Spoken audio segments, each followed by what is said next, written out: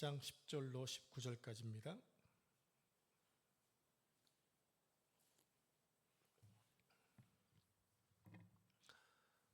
창세기 28장 10절로 19절까지 말씀을 한 절씩 교독하겠습니다.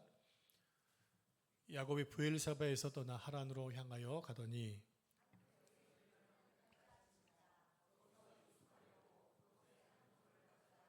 베개로 삼고 거기 누워 자더니 꿈에 본즉 사닥다리가 땅 위에 서 있는데 그 꼭대기가 하늘에 닿았고 또 본즉 하나님의 사자들이 그 위에서 오르락 내리락 하고 또 본즉 여호와께서 그 위에 서서 이르시되 나는 여호와니 너의 조부 아브라함의 하나님이요 이삭의 하나님이라. 내가 거기 누워 있는 땅을 내가 너와 너의 자손에게 주리니 내 자손이 땅의 티끌같이 되어 내가 서쪽과 동쪽과 북쪽과 남쪽으로 퍼져 나갈지며 땅의 모든 족속이 너와 내 자손으로 말미암아 복을 받으리라. 내가 너와 함께 있어 내가 어디로 가든지 너를 지키며 너를 이끌어 이 땅으로 돌아오게 할지라. 내가 내게 허락한 것을 다 이루기까지 너를 떠나지 아니하리라 하신지라. 야곱이 잠이 깨어 이르되 여호와께서 과연 여기 계시거늘 내가 알지 못하였도다. 이에 두려워하여 이르되 두렵도다. 이곳이여 이것은 다름 아닌 하나님의 집이요 이는 하늘의 문이로다 하고 야곱이 아침에 일찍이 일어나 베개로 삼았던 돌을 가져다가 기둥으로 세우고 그 위에 기름을 붓고 그곳 이름을 베델이라 하였더라.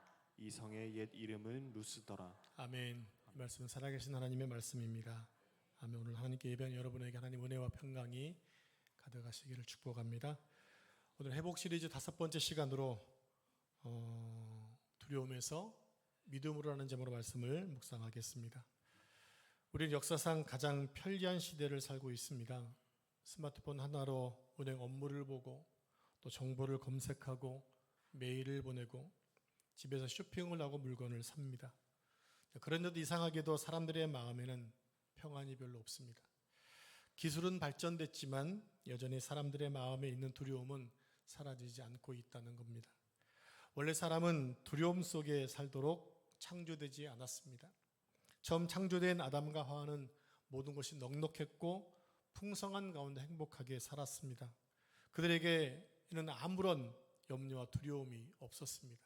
그런데 그들이 하나님의 말씀을 거역하고 선악과를 따먹자 하나님 관계가 깨어지게 되었고 곧바로 두려움이 몰려왔습니다. 어떻게 두려움이 몰려왔는 것을 아냐면 그들이 선악과를 따먹은 다음에 바로 그물 밑으로 숨었기 때문입니다. 그리고 아담의 후손의 모든 인류는 두려움 속에서 매일매일을 살아가고 있습니다. 죽음과 질병과 건강에 대한 두려움이 있습니다. 가난에 대한 두려움이 있고 실패에 대한 두려움이 있습니다. 거절감에 대한 두려움이 있고 직장을 잃어버릴까 하는 두려움과 또 사업이 망하지 않을까 하는 두려움이 있다는 것입니다. 여러분, 두려움은요, 사단의 사람을 통제하는 아주 강력한 무기입니다. 사단은 인간에게 두려움을 줘서 멸망시키고 파괴하려고 합니다. 그래서 사탄은 우리가 하나님의 자녀라는 사실을 자꾸만 잊어버리게 만들어서 끝없는 두려움 속에 살게 하고 이 세상에서 축복의 통로로 살아야 하는 우리의 존재의식을 모두 다 빼앗아가 버린다는 겁니다. 근데 예수님께서 우리를 구원하시기 위해서 이 땅에 오셨고 우리에게 영생을 주실 뿐만 아니라 풍성한 생명을 누리도록 우리에게 은혜를 주셨죠. 그래서 우리가 예수님을 주인으로 모시고 산다면 예수님 때문에 우리는 두려워할 이유가 전혀 없다라는 것입니다. 저는 오늘 극심한 두려움에 사로잡혀 부모를 떠나고 집과 고향을 떠나 도망가는 야곱을 살펴볼 것입니다. 그리고 두려움의 사람을 믿음의 사람으로 바꾸어 가시는 하나님의 은혜를 생각해 보려고 합니다. 야곱은 아버지와 형을 속이고 장자의 축복을 가로챈 후에 형으로부터 살해의 위협을 받습니다. 자, 창세기 27장 4절 말씀을 화면 보시고 같이 합독하겠습니다. 시작. 그의 아버지가 야곱에게 축복한 그 축복으로 말미암아 에사가 야곱을 미워하여 심중에 이르기를 아버지를 곡할 때가 가까웠은즉 내가 내 아요 야곱을 죽이리라 하였더니 에사는 장자의 축복을 동생에게 빼앗기자 동생을 죽이겠다고 다짐을 합니다. 그리고 화가 가라앉지 않자 동생을 죽이겠다는 말을 하고 돌아다닌 것 같습니다. 그 얘기를 어머니가 듣습니다. 그래서 리브가가 야곱을 불러 외삼촌 집으로 도망가라고 얘기하고 아버지의 허락을 받아 집을 떠나게 되었죠. 자, 본문 10절, 11절 말씀을 한 절씩 교독하겠습니다.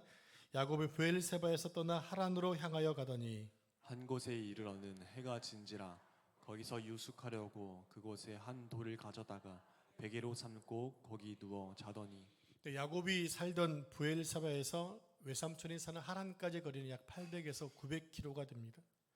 야곱은 지금 그 먼 곳을 향해 도망가고 있는 겁니다. 출발한 이 첫날에 날이 저물어 더 이상 갈 수 없게 되자 한 곳에 머물게 되어서 잠을 자는데 그곳이 베델이다라고 얘기하죠. 베델은 브엘세바에서 약 85km 정도 되는 거리입니다. 건강한 성인이 하루에 갈 수 있는 거리가 약 25에서 30km라고 말을 하더라고요. 그러니까 대략 85km는 대략 3일길 정도가 되는 길입니다. 그러니까 3일길 되는 거리를 하루 만에 달려갔다는 것은 무엇을 뜻하는 것인가요? 아주 급하게 도망갔다는 것을 말해줍니다. 요즘 대한민국의 러닝이 아주 유행입니다. 여기저기서 유명 메이커 신발을 러닝화를 신고 또 기능성 옷을 입고 뛰는 것을 쉽게 볼 수 있습니다. 한숲에서도 보면 출근할 때, 퇴근할 때 보면 이렇게 뛰는 분이 계시더라고요. 왜 그렇게 뛰는지 모르겠어요. 근데 그렇게 기능성 신발을 신고 옷을 입고 달리면 베델까지는 충분히 갈 수 있는 거리입니다. 왜냐하면 야곱이 갔기 때문에. 그런데 야곱이 살던 시대는요, 신발도 옷도 편하지 않았습니다. 자, 그림 좀 보여주실래요? 왼쪽에 있는 것이 그 당시에 신었던 고대 유대인들이 신었던 샌들 비슷한 신발이고, 오른쪽에는 저게 뭐 요셉의 채색옷이라고 하는 것을 이렇게 검색해 온 건데, 이렇게 롱 드레스가 그 당시 입는 옷이었습니다. 저 신발을 신고 저 옷을 입고 85km를 갔다? 이거는 기적 같은 일이에요. 절대로 쉽지 않았던 일입니다. 야곱이도 갔던 길은 물론 광야도 있지만 산지길이 대부분이었습니다. 베델은 해발 약 885m라고 얘기하거든요. 제가 챗GPT한테 물어본 겁니다. 885m래요. 한국에 그러면 이와 비슷한 높이가 어디 있습니까? 그랬더니 경기도 가평의 유명산 그리고 남양주의 충년산 정도 높이가 약 그 정도 높이라는 거예요. 그런 높은 산을 또 살인적인 태양볕 속에서 달려갔다는 겁니다. 그때 그의 나이가 20대 청춘이 아니라 70이 넘은 나이였어요.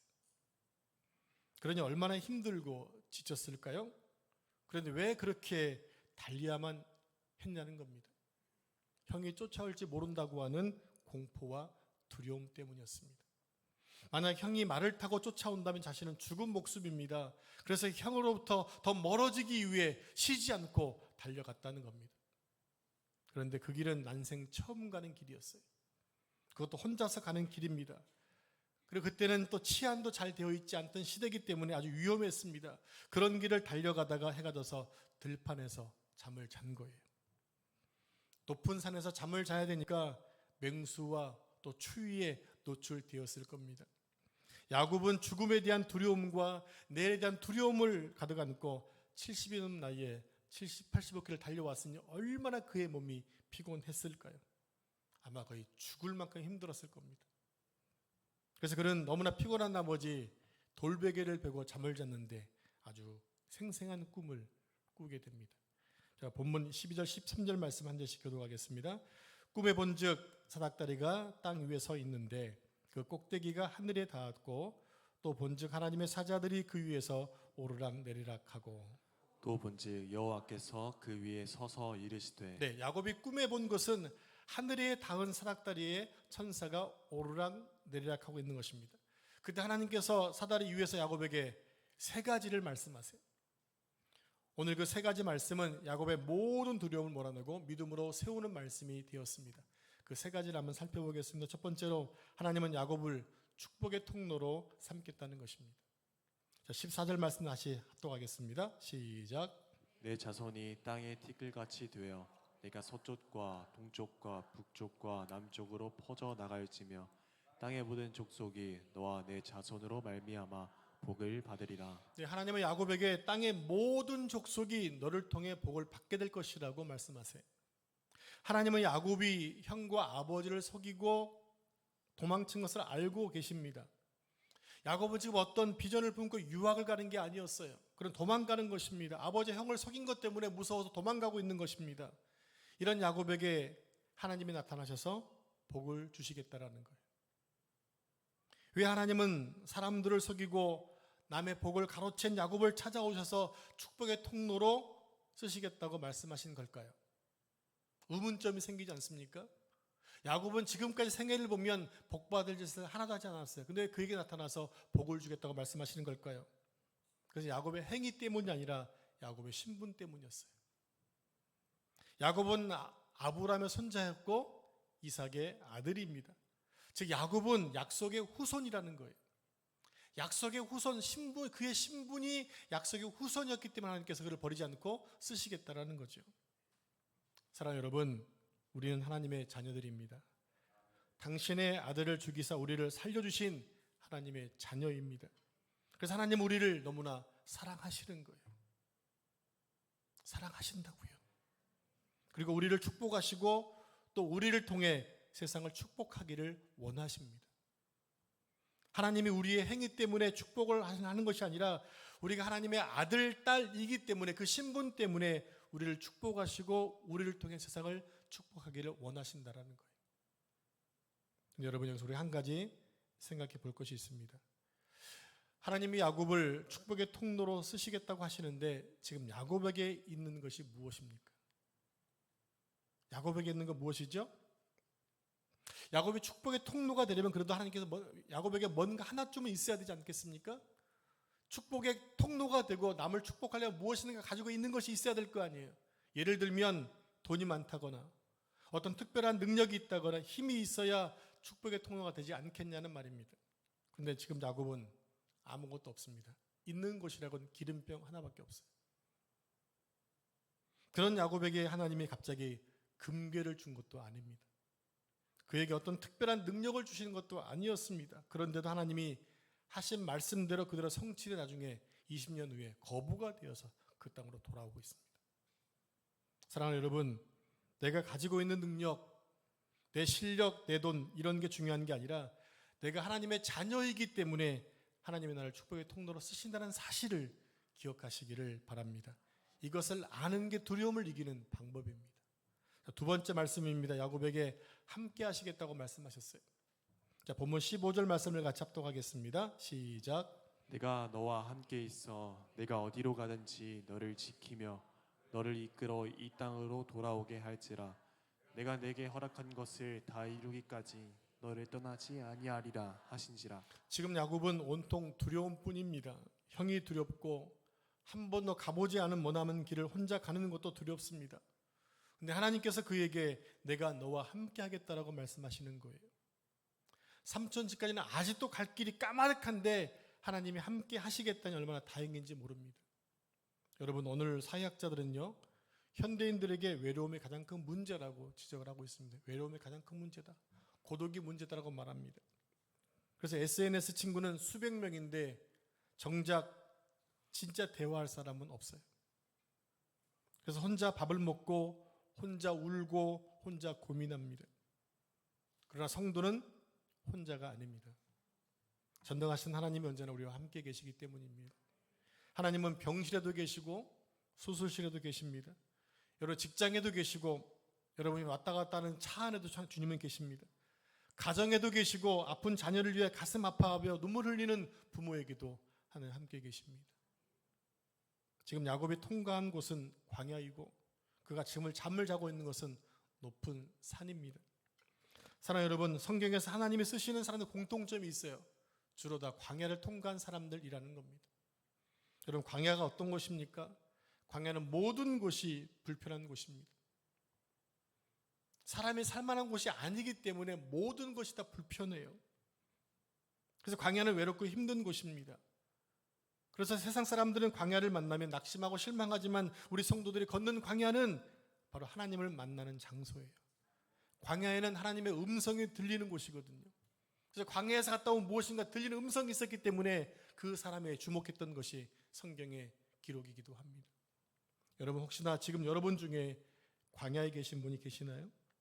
아무것도 안 보이고 아무것도 의지할 것 없고 또 아무런 답이나 해결책이 보이지 않는 곳에 계시는 분이 계시나요? 여러분, 우리는 모두 광야 같은 외롭고 힘든 길을 갈 수밖에 없는 사람들입니다.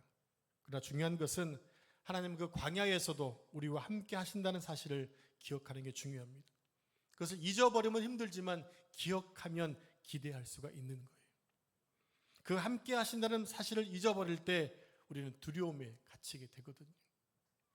그래서 매일의 삶이 좋았다, 나빴다 하는 거예요.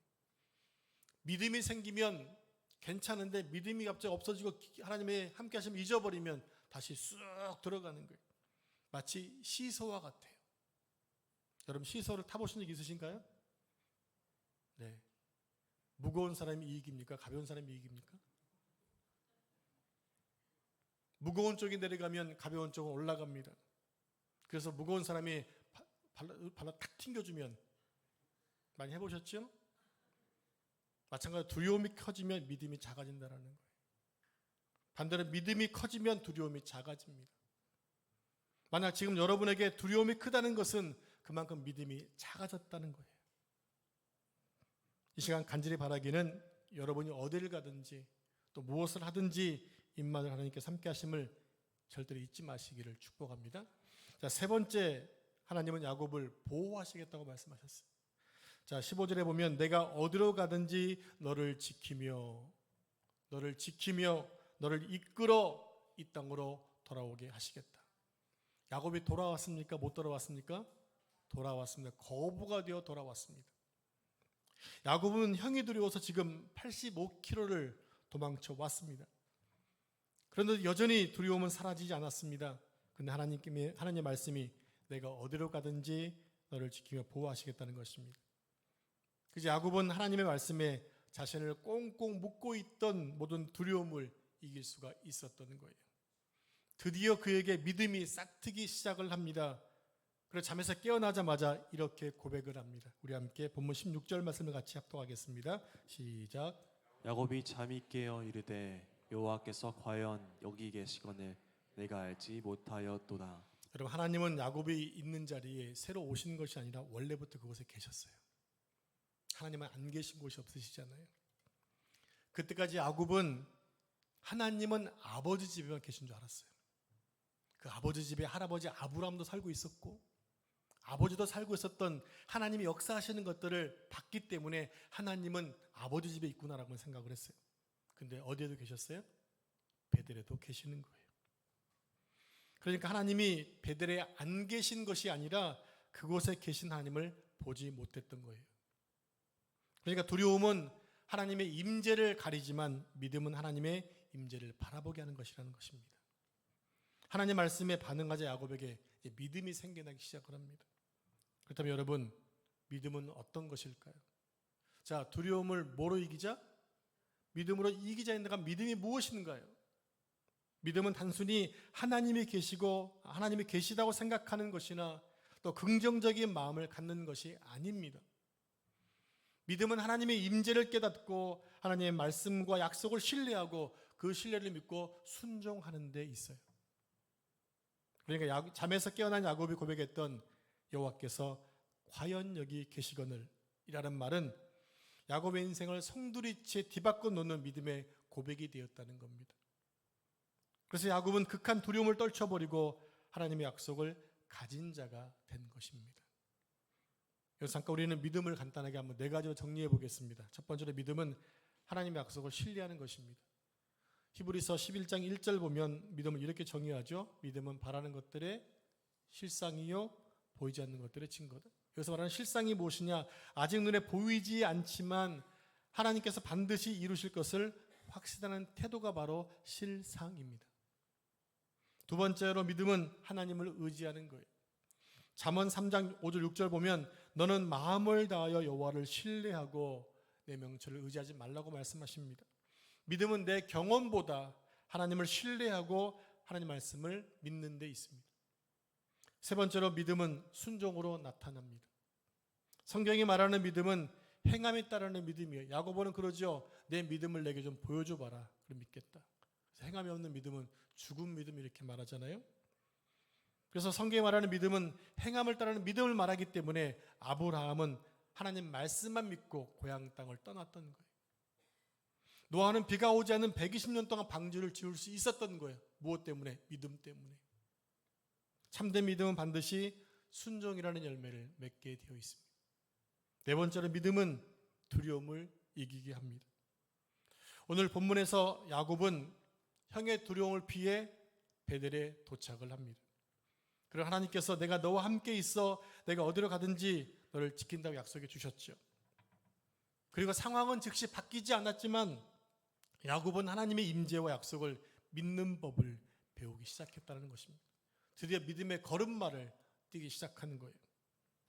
여러분 믿음은요, 두려움이 사라지는 것이 아니라 두려움보다 더 크신 하나님을 바라보는 데 있습니다. 그래서 믿음을 한 문장으로 정리하면 이렇게 정리할 수 있습니다. 믿음은 하나님의 말씀을 신뢰하여 보이지 않아도 하나님께 순종하며 살아가는 삶. 이게 믿음을 정의한 내용입니다. 사랑하는 여러분, 누가 두려움을 이길 수 있을까요? 하나님 함께 하심을 믿는 그 약속을 부여잡는 사람이 바로 두려움을 이길 수 있습니다. 하나님의 말씀을 믿고 붙잡은 사람이 축복의 통로가 될 수 있다는 것입니다. 하나님의 약속의 말씀을 붙잡은 사람이 하나님이 함께 하시는 축복을 누리는 것입니다. 또 하나님의 약속을 믿고 붙잡는 사람이 하나님의 보호하심을 입게 된다는 것입니다. 여러분 모두가 이 세 가지 축복을 다 받아 누리기를 축복합니다. 야곱은 꿈에서 약속하시는 하나님의 말씀을 믿고 그곳에 믿음으로 제단을 쌓습니다. 그리고 그 장소 이름을 베델이라고 이름을 짓습니다. 자, 본문 18절 19절 말씀을 같이 합독하겠습니다. 시작. 야곱이 아침에 일찍이 일어나 베개로 삼았던 돌을 가져다가 기둥으로 세우고 그 위에 기름을 붓고 그곳 이름을 베델이라 하였더라. 이 성의 옛 이름은 루스더라. 네, 베델은 하나님의 집이라는 뜻입니다. 야곱은 자기가 베고 잤던 그 돌을 세워 기름을 붓고, 여러분 기름을 어디서 났을까요? 아까 제가 얘기했잖아요. 기름병 하나 가지고 갔다고. 그걸 붓다는 얘기는 헌신을 얘기하거든요. 그 당시는 물물교환 시대였기 때문에 기름이 귀했어요. 그것이 여행 가는 도중에 노잣돈이 되었다는 얘기인데, 지금 은혜를 받으니까 기름을 부어서 하나님께 헌신하고 있는 것입니다. 그리고 하나님께 예배하지요. 베델을 하나님의 성전이라고 고백하고 있는 것입니다. 여러분, 야곱에게 약속하신 하나님의 축복은 아직 시작도 하지 않았습니다. 그런데도 야곱은 하나님을 예배했다라고 하는 거예요. 여러분, 믿음의 사람은 가장 먼저 예배하는 사람이어야 합니다. 여러분, 믿음의 사람은 가장 먼저 예배하는 사람이어야 합니다. 그런데 오늘날 사람들은 형편이 좋아지고 시간이 나면 예배하겠다고 말합니다. 네, 오늘 현대는 너무 바쁩니다. 그래서 주일에도 일하고 평일에는 너무 피곤해서 기도하기도 어렵고 성경을 읽기도 어렵죠. 하지만 하루에 스마트폰을 사용하고 영상을 보는 시간 얼마나 많이 쓰는지 몰라요. 사람들이 얼마나 스마트폰에 빠져 있는지 횡단보도를 걷는 그 시간에도 보고 건너요. 여러분, 예배는 시간이 남아서 드리는 것이 아니라 하나님을 가장 먼저 생각하는 삶의 고백인 것입니다. 야곱이 잠이 깨어 이렇게 고백하잖아요. 야곱이 잠 깨어, 다 같이 일어난 후 돌단을 쌓은 것 본받아서 숨질 때 되도록 늘 찬송하면서 주께도 나가기 원합니다. 야곱이 하나님 만나니까 뭐가 됐어요? 예배자가 되었어요. 그리고 야곱은 하나님께 서원하면서 자신의 삶을 하나님께 헌신하게 됩니다. 다 같이 28장 21절 말씀을 같이 화면 보시고 합독하겠습니다. 시작. 내가 기둥으로 세운 이 돌이 하나님의 집이 될 것이요 하나님께서 내게 주신 모든 곳에서 10분의 1을 내가 반드시 하나님께 드리겠나이다 하였더라. 여러분, 야곱의 믿음은 아직까지 미숙했습니다. 하지만 중요한 것은 두려움 속에서도 하나님께 방향을 돌렸다는 것입니다. 그러니까 믿음은 완벽함이 아니라 하나님을 향해서 돌아서는 데 있어요. 여러분, 두려움은 내가 두려워하지 말아야지 다짐한다고 해서 두려움이 사라지는 게 아니에요.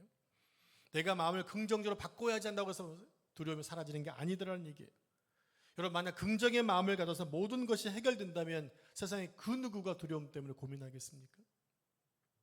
여러분, 두려움은 전능하신 하나님이 지금 나와 함께 하심을 믿을 때 극복할 수 있다는 겁니다. 하나님의 보호와 지키심을 믿을 때 극복할 수 있는 것입니다. 그러므로 여러분의 인생에 어떤 두려움이 생길 때마다 하나님의 약속을 꼭 붙잡으시길 바랍니다. 하나님은 우리의 모든 상황 속에 함께 계시고 우리를 보호하고 지키시며 반드시 축복의 통로로 세워주실 것을 믿으시길 바랍니다. 이 말씀을 정리하겠습니다. 오늘 우리는 두려움을 해결하는 방법을 알았습니다. 하나님은 두려움 속에 있는 야곱을 만나주시고 평생에 걸쳐 믿음의 사람으로 빚어가십니다. 그럼 오늘 우리도 인생의 베델을 만나야 됩니다. 하나님은 오늘 우리에게 동일하게 말씀하십니다. 우리 화면을 보시고 같이 합독할까요? 시작.